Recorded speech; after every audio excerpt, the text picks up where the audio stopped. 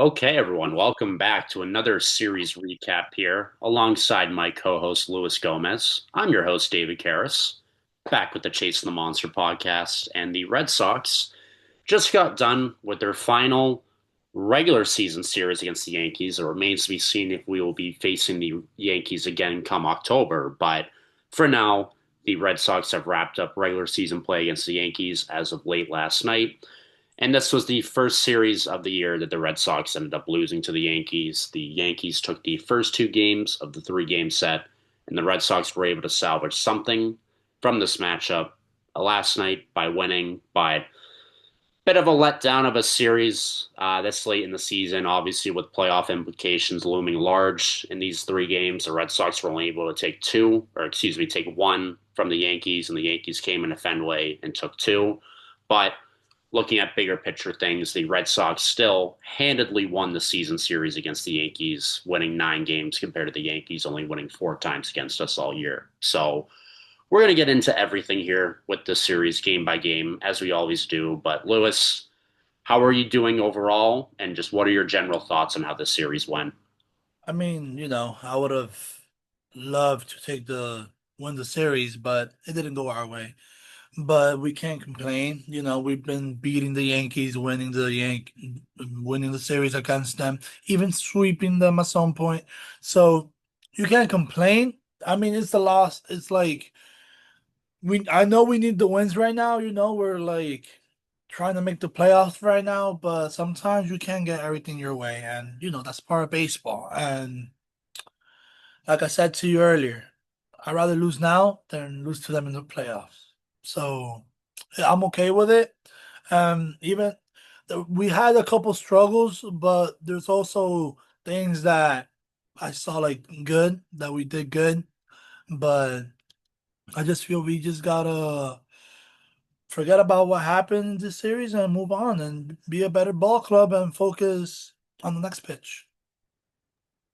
Now, you went to game one with your family of this Yeah. series. So I just want to give you a few more minutes here also to talk about what that experience is like watching Red Sox Yankees at Fenway Park in September when both teams are looking at the playoffs. Yeah, it was the fans were fired up. It was different compared to a regular like game. It was really different. You could tell, you could feel like the fans excited. I saw Pedro Martinez threw the first pitch. It was incredible, and he follows chasing the monster. So it was really cool, but it was just crazy because we got our first hit in the seventh inning, but you could tell the fans were like super excited. Like for a walk, it was different. It didn't feel like, you know what I mean? We shouldn't be like getting loud, and we still managed to put pressure on the team. And that's really, even though we didn't do anything, you get me? We didn't score runs like that. And it's still like surprising me because I'm like, wow, what if we would have like performed like how Sunday game, you get me? But it was nice overall. It was really cool. You could tell like it feels like playoff like games. Definitely feels like it. And you got like even watching the games, you got those butterflies. Yeah, so we're gonna get into it. First game here. Final score of this first game was the Yankees won 4-1 over the Red Sox, the pitching matchup. And this one was Luis Gill on the bump for the Yankees, and then Lucas Giolito on the bump for the Red Sox. And Gill, as you talked about, Lewis got the best of Giolito and the Red Sox in this game. We'll get to that in a little bit. But right away, to start this series off and to start this game off, a very big blow from the best player on the Yankees, Aaron Judge, as he opened up the scoring in the first inning with a 468-foot homer. He took Giolito deep, and he took him very deep. And then just to add a little bit more context, sorry, Lucas Giolito, if he's watching this, I have a habit of pissing off Red Sox pitchers on this program, so I do apologize for it. I love you, Giolito, but he got the best of you here. That pitch was 468 feet deep. He took that pitch 468 feet deep, and It was 116.2 miles per hour off the bat, which is insane also. And this homer was also a milestone homer for Judge, as this allowed him to move past the great Joe DiMaggio on the Yankees all-time home run list. Um, Other than that, like we talked about, Luis Gill carried a no-hitter into the seventh inning. He finished with the stat line of 6 innings pitched, no hits, 4 walks, and 8 strikeouts. His whiff rate was 36%, which is well above the MLB average, meaning that the Red Sox hitters just struggled not only to get hits against him, but just even to make contact. The one shining light in this game, if you want to call it, was Nate Eaton finally broke through. He got a solo home run in the seventh inning, but that was just one of two Red Sox hits all night, but that got the only run on the board. And I mean, the biggest takeaway from this game, from an analytics perspective, again, the expected batting average for the Red Sox in this game was 120. So we were hitting the ball. We talked about this earlier, Lewis, off camera, but when we were hitting the ball, it was either right at people, or when we were hitting it, there was not too much danger of them actually turning into base hits or even more. Yeah, that's very true. I was watching that game and we put we were it's not like Lewis Gill was striking us out. No, we hit the ball hard at some point off of him. It was just we weren't getting lucky.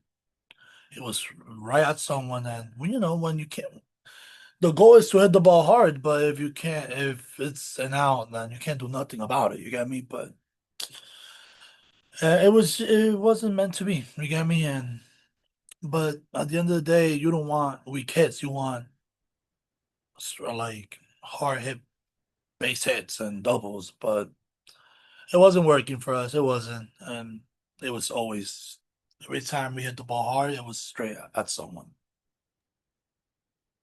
And then game two happened Saturday afternoon. It was a 4:10 p.m. start. The pitching matchup in this one was Max Fried, the lefty, going for the Yankees, and El Nino, Brian Bayo, pitching for the Yankees, or the Yankees, excuse me, the Red Sox. Uh, Yeah. wasn't the best start for Bayo, but I mean, it kept us. He ate up innings and it kept us in the mix all game. But the story of this game was similar to the story in game one, where the Red Sox were just chasing the Yankees the whole time, couldn't break through and get a lead. Bregman did hit a solo home run in the fifth. Jaron Duran came in and hit a pinch hit solo home run in the eighth to keep the Red Sox within striking distance. But it was guys like Jazz Chisholm and Cody Bellinger who won the game for the Yankees offensively. Chisholm in this one went 3 for 4 with the home run and 2 RBIs, a 75% hard hit rate. Bellinger added a clutch RBI double in the ninth inning off Aroldis Chapman off the Green Monster to give them the 5-3 lead when they were leading just 4-3 at that point with 2 outs. That hit by Bellinger added 14% to the Yankees' win probability in the ninth, so that one pretty much put this game away. And yeah, as I said too, I mean, give our credit to the ace on the Yankees staff, Max Fried. He did allow 9 hits.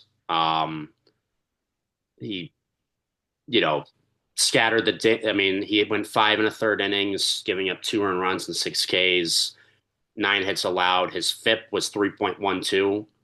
So, it is what it is. But he, as you said earlier off camera, Lewis, as well, he was giving up a ton of hits, but obviously didn't translate to enough runs for the Red Sox to be able to have a chance to win this game. So Yeah. just another tough one.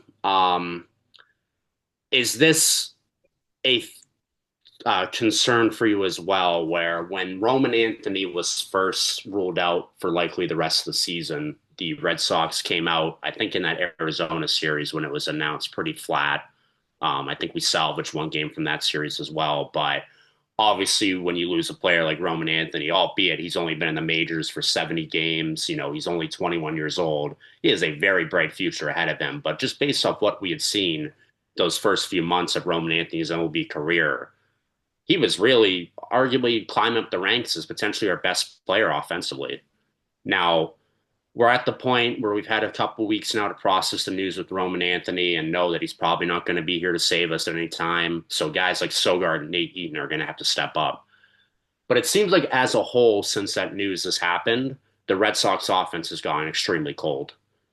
Do you think there's any coincidence with that? Do you think that this just is a slump that could happen at any point because, it's a long season? And are you worried about the offense moving forward in potentially October?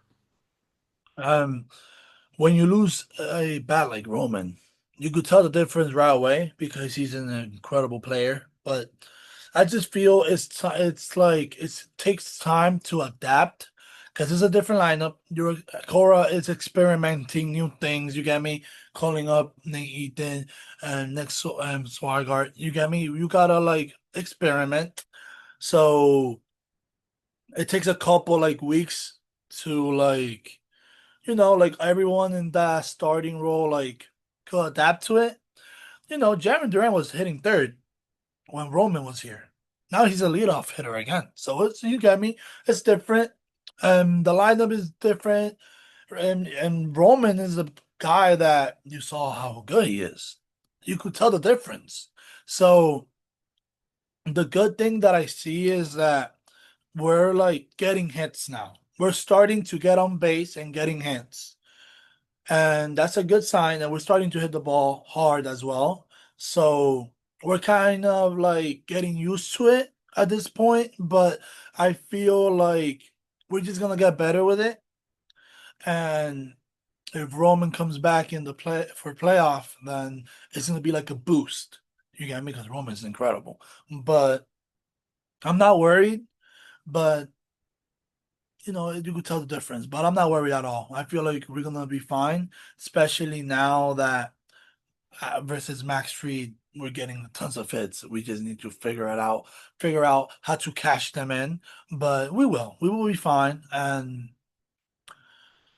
we will figure things out. And the more they play without Roman, more comfortable everyone's gonna get with their new position in the lineup. And yeah, So now we're going to move on to game three, the final game of the series that happened last night. And as we said, the Red Sox were finally able to get the best of the Yankees in the series, winning this one 6-4. You know, you lose your two games with two of your better pitchers on the mound and Giolito and Bayo, and that's crushing, but you have to, by any means necessary, win with your best pitcher and one of the best pitchers in the league on the mound in Crochet. Like it's an excuse, like you have to win by any means necessary when it's a Crochet day in Boston. And luckily, the Red Sox were able to do just that yesterday. It was Will Warren on the mound for the Yankees. And this game was pretty much over after the first inning. The Red Sox scored 6 runs, all 6 of their runs in the first inning. They got extra base hits from Romy Gonzalez, Alex Bregman, and Nathaniel Lowe. And then the scoring for the entire game in that first inning got capped off by Carlos Narvaez hitting a solo shot. Um, the Yankees would keep fighting back. Judge, Rosario, and Jose Caballero each homered, but the bullpen was able to finish it out. Chapman ended up getting the save. He allowed soft contact. The average exit velocity against Chapman last night was only 84 miles per hour. So he did his job. He bounced back. Chapman really needed that outing to go his way after a couple bad outings against the Athletics and yeah, the Yankees yeah, the night before. So, you know, and I mean, I'll just take a second too, again, before we get into the full game recap here to talk about Crochet again. He did give up 3 runs, gave up a couple homers, but he limited the Yankees to 5 hits, and he went 6 innings and struck out 12. I think that was the season high. So that's all you could really ask for out of Crochet, and then some. And he ate up innings as well. So, it definitely watching that game last night, it definitely got a little bit more interesting than we probably would have liked it to, Lewis, as Red Sox fans down the yeah. stretch. The Yankees starting to catch up to us, but it's good to walk out of this series with at least one win, stay a game behind the Yankees in the AL wildcard standings. Because if you're walking out of that series getting swept, you're then only 2 games behind the Yankees, but then the psychology of the series changes a ton where it's okay, we've dominated the Yankees all season up until this point. Now we're right by playoffs potentially facing these guys and they just swept us. So the psychology changes a little bit because we were able to take 1 game from them. No, yeah. And also for teams like who are trying to make the wild card series, like the Texas Rangers, they're like right there. They're 2 games back from like getting in the wild card race against the Astros, and they're gonna face the Astros tonight. So they lost last night, but they lost yesterday, but we won last night. So now we're 3 games in top of them. So you see what I mean? We cannot be affording to get swept like that. I know we lost the series, but we gotta keep pushing because it's only like 12 games left. So 13 games left. So we got to try to win as much as we can, try to add numbers, and like teams like the Rangers that they're trying to get in the wild card, we cannot be giving them chances or getting them close to us right now. Right. So we have the Yankees right ahead of us, as you said, Astros, Rangers right behind us, 1 and 2 games back, and then the Guardians 2.5 games back. So, it's really starting to tighten up here. And this is what you love as a baseball fan because this is the best time of year when it all comes down the wire. We play 162 games, but it's really those final 20, 30 games where you kind of start paying close attention to the standings. And Red Sox got 12 games left, and it's really just coming down to the wire here. And this is like I said, just what makes baseball exciting as a fan. Just seeing the standings change, seeing your team go up and down the standings. It's the most rewarding but stressful part of the sport. But yeah, we're I haven't almost felt at this it. in a while. We have not felt this in a I while. haven't felt this pressure in a while. 4 years. Yeah, And I remember feeling this exact same way in 2021 when the Red Sox were in and out of the playoff picture. And that was even scarier because that was the year before the playoffs expanded. There yeah, were only 2 teams that made the wild card, and the wild card was only 1 game. That was the last season where the wild card was only 1 game. Now it's 3 teams make a wild card spot, and it's best of three, two out of three series. And yeah, I mean it's exciting. It's yeah. exciting. It's nerve wracking, but I really, really, really want to see baseball in October for the Red Sox again. I don't care how it happens, what we have to do get there, but this team just needs to make the playoffs. It's been far too long without playoff baseball involving Boston. So No, yeah, got to lock in these next 12 games. I think we gotta go 8-4. If we go 6-6, I mean that gets us at 88 wins. That should be enough, but I really want us to get to that 90 win mark to make the playoffs. yeah. Like at least to be honest, this is good for our players as well, this pressure, because playoffs are always this is about pressure.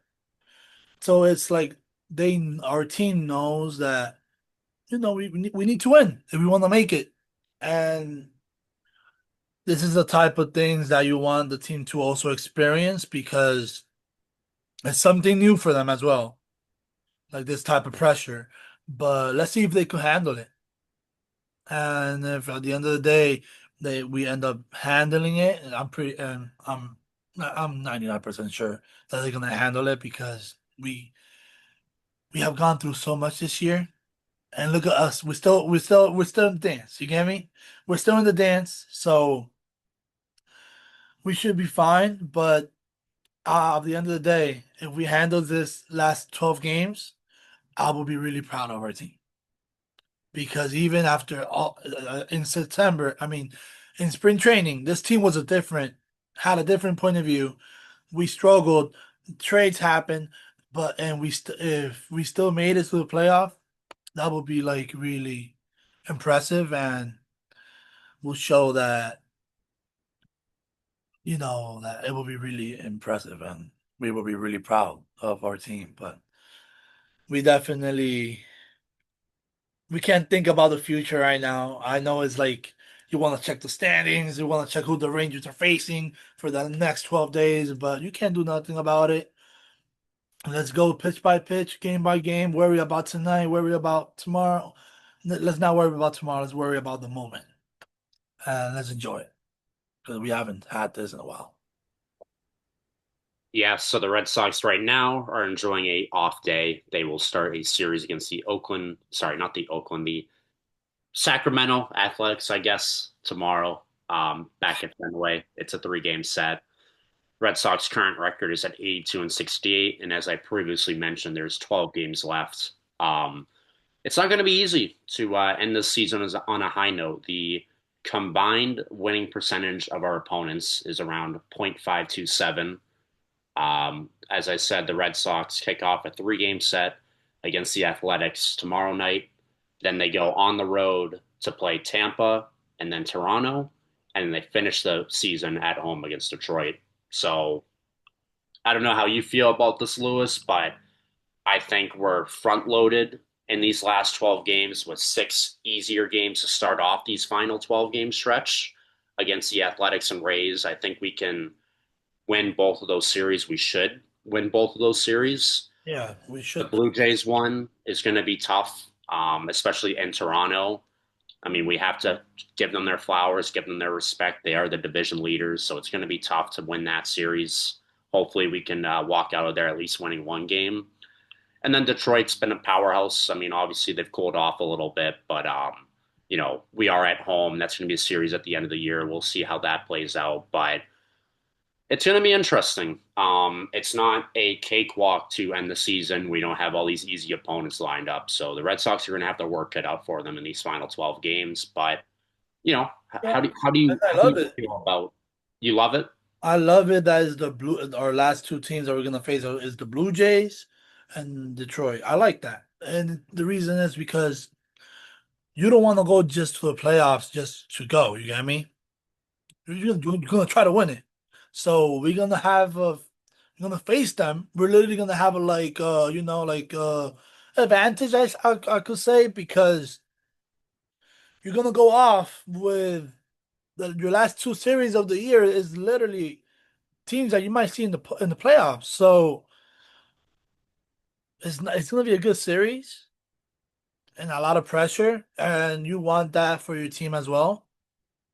You want that, and you also want to see them one more time because we the last time we saw them and saw the Tigers, saw the Blue Jays, they weren't the same teams to who they were like 2 months ago. They weren't 3 months ago. They're not the same team anymore. The team that they are right now, that's the team that you're gonna see in the postseason. If we do advance in the wild card, and I'm pretty sure that we are. I have faith, but it's kind of like a little preview. Gives you a preview of like when we win the wild card series. This is what you have in front of you, and it's good to see that because it's an advantage. Because they're not the same team from 3 months ago. They're not. Yeah. So we should be like it also adds pressure, like like we need to win those teams, but it's also good for a reason to get us fired up and to start heading to the wild card game. And instead of facing a bad team under 500, you're facing a playoff team before the wild card series, a playoff team that are very good. And when you go back to the wild card game, why shouldn't you win it? Because you just faced a better team than what you're like than the Yankees, I would say, because they're like the front runners in the wild card right now. So now we'll just take a quick second to preview this series coming up against the Athletics tomorrow night, 6:45 p.m. Eastern start. Jeffrey Springs, the lefty, will be on the bump for the Athletics. He's 10 and 11 this season with a 4.28 ERA. It'll be the youngster making his second career MLB start, Connolly Early, also a southpaw for the Red Sox. He is 1 and 0, 0.00 ERA. He didn't give up a single run in his debut, and he had 11 strikeouts against this very same Athletics team last week. Wednesday night, also at 6:45, we got Mason Barnett on the bump For the Athletics, the righty is 1-1 with an 8.53 ERA this season. Then it's Giolito back in the bump for the Red Sox Wednesday night. He's 10-4 with a 3.31 ERA this year. Then the series finale. It's a Thursday matinee at 1:35 p.m. from Fenway. JT Ginn on the mound for the Athletics. The righty is 3-6 with a 4.69 ERA this season. And then for the Red Sox, it's friend of the podcast, Brian Bayo, El Nino on the bump, 11-7 with a 3.25 ERA this season. So I'm not, I never one to predict a sweep, Lewis, Yeah, but this looks like a great opportunity for the Red Sox to take 3 games. There's really no excuse for them to not win the series here, in my opinion. Just based on these pitchers, I don't know a ton about them, but their none of them ERAs are have the high. most exactly. None of them have the most promising stats. Yeah, so we should definitely do our jobs with those pitchers, get on top of them, and score a bunch of runs. And our pitching staff should do fine with that team. But you don't want to predict, like you say. So, like you said it, you don't want to predict because baseball's crazy sometimes. But well, the goal is to win the series. That's the real goal right here. And if we win the first one and the second one, if game three is available, why not? Let's go take it. Why not? You get me? So that should be the goal. But let's focus. Right now, I'm gonna focus on. I'm a little different right now compared to 1 month ago. As now it's time like let's do this thing game by game. So let's win today and then focus on tomorrow when it comes. But what I want is to win the series, and game three is available, and let's take it then. So are we both in agreement that the Red Sox are going to take two out of three? That's our predictions. Yeah, I Okay, don't I don't want to be greedy. me neither. Yeah, I want to be humble. I want to be humble right now.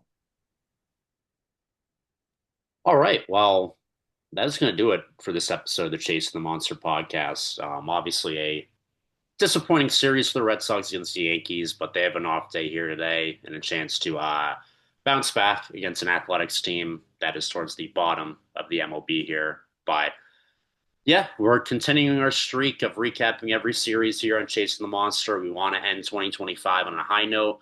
We hope that we can continue this series all the way into October, and hopefully the Red Sox will go on a deep playoff run for the first time since 2021.